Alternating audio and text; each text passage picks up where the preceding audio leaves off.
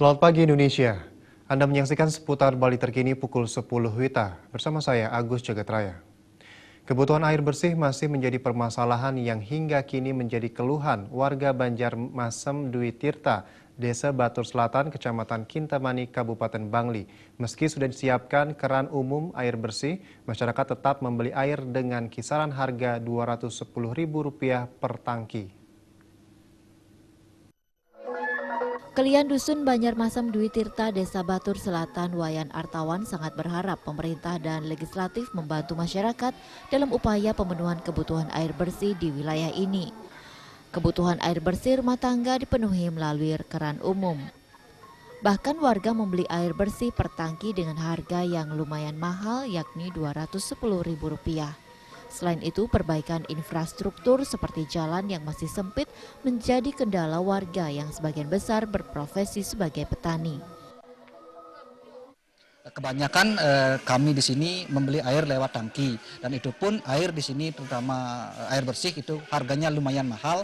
Yang dibilang kalau kita tidak bisa ngitung literan, mungkin tangkian kita beli di sini hampir 210 per tangki. Sementara wakil rakyat yang menjabat sebagai wakil ketua DPRD Bangli dari Partai Demokrat, Komang Charles, mengaku sulitnya air bersih di wilayah ini akibat topografi wilayah. Namun ke depan pihaknya berencana merancang program sehingga bisa membantu masyarakat dalam hal pemenuhan air bersih termasuk perbaikan infrastruktur. Harga air Kintamani itu paling mahal bahkan di Indonesia.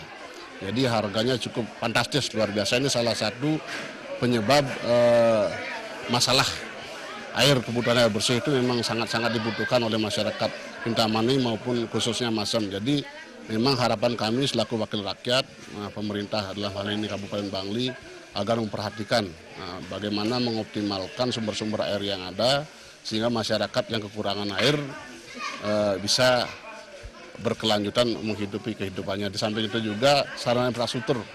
Pera Widya dan Ratna, Bali TV.